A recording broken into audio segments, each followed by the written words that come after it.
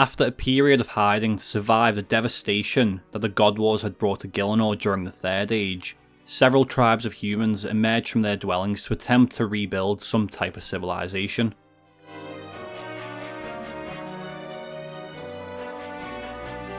Tired, hungry and drained, they set out on foot early in the Fourth Age, and one such tribe found themselves in Mistalin. While searching for a place to lay down their roots and avoid danger from the lingering warriors of the departed gods, they found a boy all alone within a forest.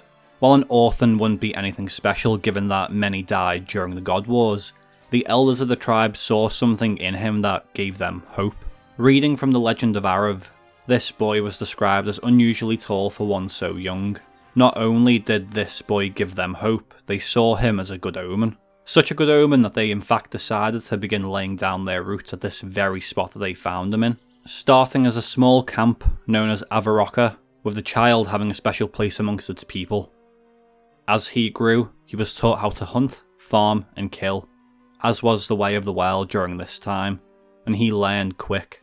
Silent as a night when hunting, and he even seemed to have a bit of a green thumb when it came to farming, with others in awe of the grains and fruits the child cultivated so quickly. Truly this child seemed to do naught but bring good omens for the village, from hunting magnificent beasts to providing bountiful harvests, and even showing his prowess in combat, moving like the wind, with the strength and speed of men twice his size. Surely, though the gods may have left Gielinor, they must have seen this orphan as a gift left behind with the grace of Saradomin himself.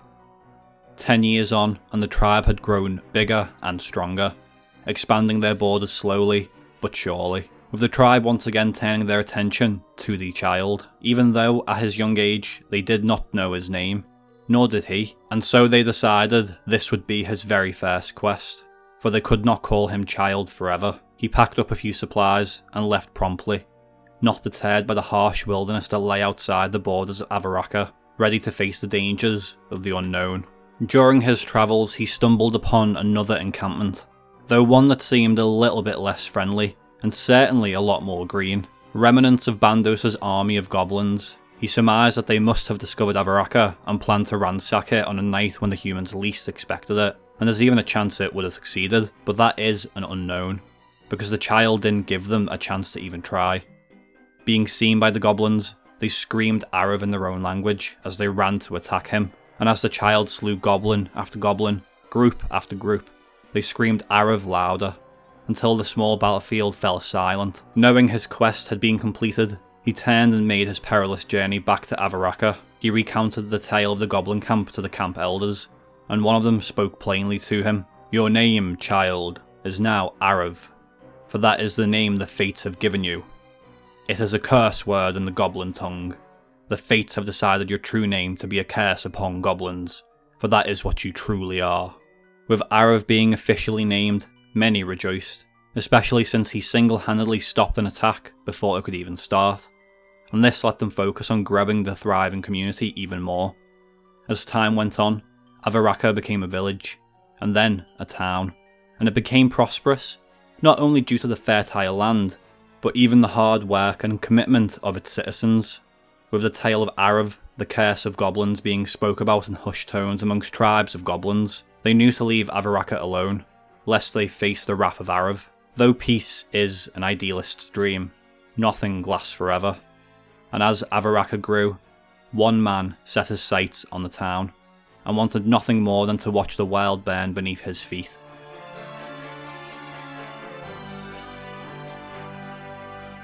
On a quiet night, Arrav settled into his home and drifted off to sleep, and it's here he found himself in a land of dreams. He met a man with pale skin, dressed in black, and he was giving off a very deadly aura. But something seemed off. Though Arrav knew he was dreaming, the man that stood before him had seemed more real than anything he'd experienced in his life, and his concentration was broken when the pale-skinned man spoke. "I know you, Arrav of Avarrocka, curse of goblins, hunter of the white stag, child of sun and moon. I know you, and I do not fear you. I am Zamorigal of the Majorat tribe, and this land is mine for the taking. I have seen our futures, but they are entwined together. and it ends with your utter defeat at my hands. You will serve me eternally as a slave, and the town you love so much will be destroyed at your own hand. His words echoed through Arrav's mind as he awoke, and could not leave as so many other dreams do. Having spoken with the elders, it was agreed that Arrav should be sent on a quest that he may never return from, so the wrath of Zamorgal would not be felt by the growing town. The question was, what could this quest be? A warrior like Arrav, his determination knew no bounds. Any beast would be slain by his hand, and any item would be looted if he so wanted. That was until one of the elders remembered of a tale of a shield from his youth. A shield that seemed otherworldly, and was resistant to any attack.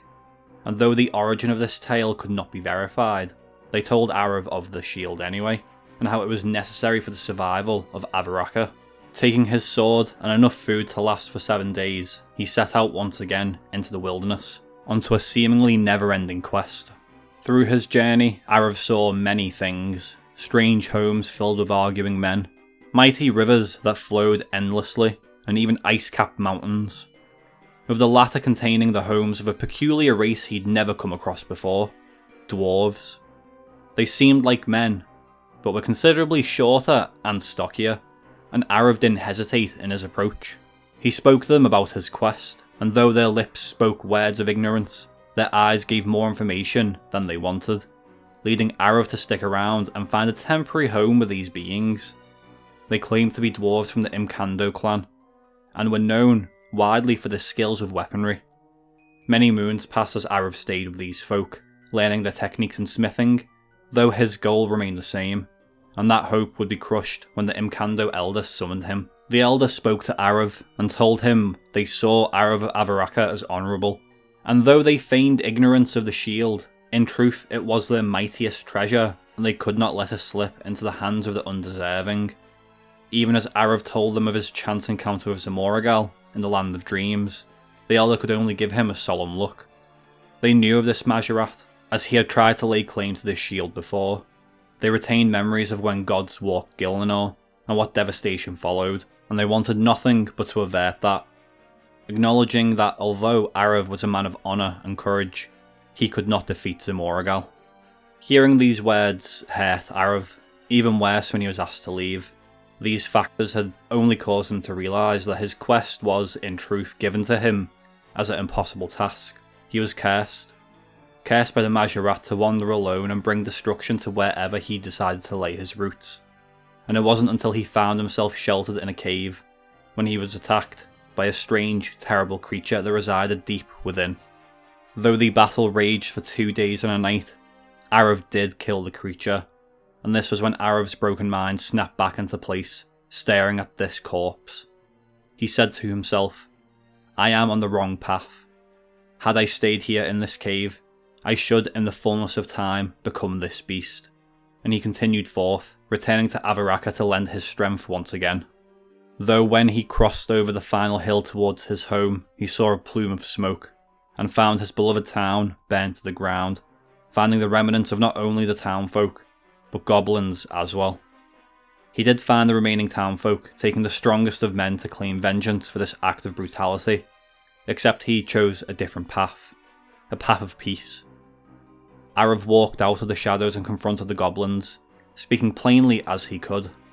He spoke of how they came to take revenge, and how the endless killing would just cause an endless cycle of bitter revenge. Though there were those who could not believe what Arrav had said, they trusted in him, and the goblins, surprisingly, had accepted this. They explained how goblins were weak against men, but their numbers were greater, though they could both benefit from trading with each other. Another victory, however bittersweet it was, but one that allowed the humans of Avarrocka to rebuild. Arrav knew that the curse was not yet lifted though, and that Zamorgal was out there in the world, scheming, and that he would not be accepting as the goblins were. 3 summers it took for Avarrocka to get back to its previous standing, but due to the relative peace from the goblins, merchants had brought more goods and more humans settled. Slowly but surely Avarrocka became a kingdom, and all was going well, though Arrav was disturbed nightly, and as fate would have it, Arrav once again encountered the pale-skinned Majorat, who threatened him and everything he loved, all of mankind, and also said how the Majorat will reign supreme. Though Arrav attempted to speak, spiders poured from his mouth as he awoke with a scream. By the time anyone came to Arrav's home to check on him, he had gone, taking only his armour and weapons. Arrav had made one last perilous journey to the home of the Imkando, where he fell at the feet of their elder once again, speaking of his most recent encounter with the Majorat. The dwarves knew that once the humans would be decimated, the Majorat would only turn his eyes to them, and they agreed that only Arrav could stop him, gifting him the shield. They explained that it would protect the user from any magics, which is exactly why Zamorgal wanted it, for he could become the superior of his kind and rule them as their leader before taking on the world.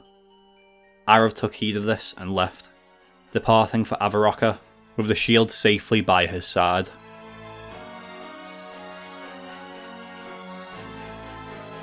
Arrav knew that time was short. Zamorgal had threatened him, and that threat could not be taken lightly.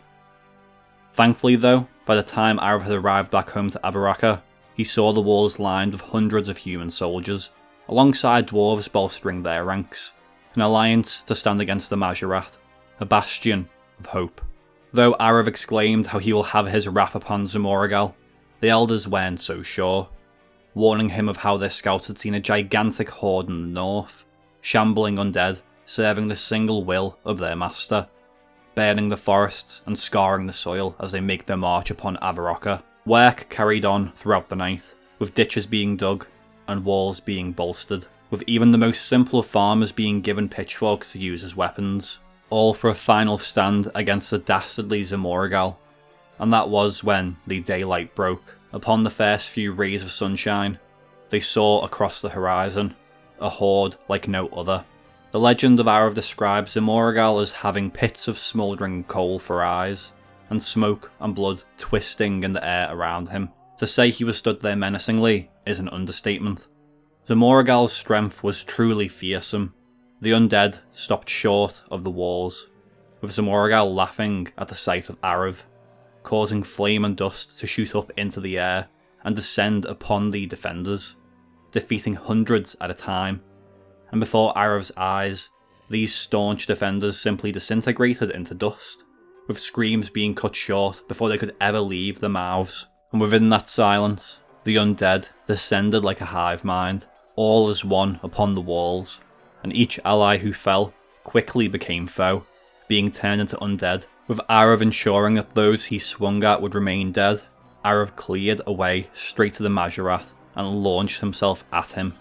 Zamorgal remarked how Arrav looked like a belligerent child standing in front of him while his allies died, and he didn't even seem to flinch at the sight of the shield that he sought after, stating how Arrav shall feel the might of his arm. Leaping forward, the Majorat struck Arrav at speeds that seemed beyond any realm of possibility, with Arrav feeling that even though his frame looked skeletal, there was an otherworldly strength about it. Arrav couldn't even attack back, but simply attempt to parry blow after blow. The Majorat's blade managed to slip behind Arrav's guard and cut deep into his thigh, with a cackling laughter bellowing across the battlefield, and Arrav's gaze turned upon the shield, unblemished, pristine, taking no damage from the endless onslaught that the Majorat had rained upon it. And it was here that Arrav realised what he must do. Slipping past the force of evil that stood before him, he launched himself back towards Avarrocka, throwing the shield as far as he could into a burning building as he tripped and landed, with the Majorat slowly encroaching upon him. When all seemed lost, all of the dead seemed to freeze up and fall to the ground, limp and as cold as the graves they had risen from. All the survivors so far peered out from the barricades and piles of corpses they'd used for shelter to see a young man holding the shield. A grandson of one of the founding elders of Avarrocka had managed to utilise the hidden magic within the shield, and before Arrav could even finish the thought, he felt a burning shadow strike his back and pierce deep within him. Crippled with pain, he could do nothing but attempt to crawl away as Zamorgal stood over him, who gloated that even though they may have won the battle, they certainly have not won the war. He would be back, and that decades passed by like moments for those like him, but with this time, when he does return, it'd be Arrav who would lead his armies, and that he'd ensure that Arrav would need to stare behind empty eyes as he would slaughter those he swore to protect. At this moment, oily smoke crept up from Zamorgal's hands and twisted Arrav in their tight grip, and for what seemed like minutes, Arrav struggled against them before falling limp. The greatest hero of man was dead.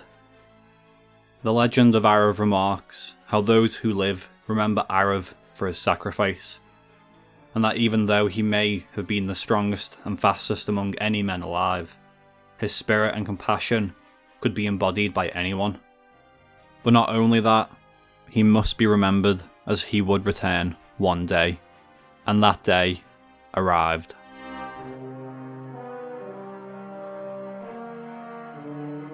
During the events of Defender of Varrock, we uncover that Zamorgal had been planning another attack on Varrock. After all these years of laying low and building his forces, he's finally ready to make a move. And while we snoop around his base, it's a good thing zombies can't report back to him. We find out that Arrav is in fact leading his armies, just as the legend describes. All this is to help Zamorgal gain more power before the syzygy happens for the Majorat's ritual. We make our journey to the ruins of Camdozal and speak to Romano, where he helps us enter the Dream Theatre, allowing us to speak to Arrav, who, for a short time, can speak freely without Zamorgal's influence.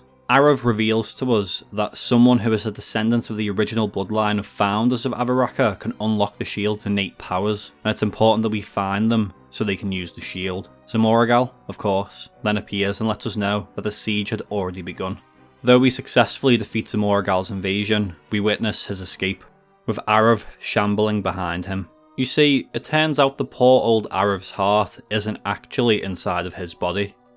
No, it's just sat atop this plinth, floating ominously, waiting for someone to rescue it. And that's where Elias White comes in. Elias, definitely not a Majorat White. He's been researching into how to best help Arrav out and ruin Zamorgal's plans. And this all comes to fruition during Curse of Arrav. With Elias's help, we uncover that within the Uza Mastaba, there was a pharaoh queen who had worked at saving victims from Majorat necromancy, and that we must recover his heart while keeping it preserved and beating. During the quest, we break into Zamorgal's fort and find Arrav standing before us, and though he warns us to leave and that his heart isn't there, he does tell us where to look: a tapestry. He thanks us before getting teleported away by Zamorgal, and we investigate the area he mentioned, finding the plans for Zamorgal's base that we encountered in Defender of Varrock. This leads us straight back there, and Mission Impossible style, we break in and bypass numerous security features all on the way to the chamber holding Arrav's heart. Once we make it there, we reach out, and before we get a chance to take it, we turn around to see Zamorgal staring at us, and he sends Arrav to attack. Though we manage to subdue the once hero of man, which is when Zamorgal attempts to escape with his minions and Arrav, but Elias promptly arrives to stop him. We grab the heart and leave, as Elias leaves Zamorgal in chains. Thankfully, we're teleported into the Uzia Oasis to safety. And this, so far, is where Arrav's tale ends, for now. Tormented and beaten, hopefully salvation lays within his grasp in the future, where he can finally find eternal rest after a life lived with all the sorrow and pain he tried to avoid. Belated Merry Christmas and Happy New Year, guys. I hope you enjoyed the lore this year, and I'm sure there'll be some videos coming out in 2025. But for now, thanks for watching, and as always, see you next time.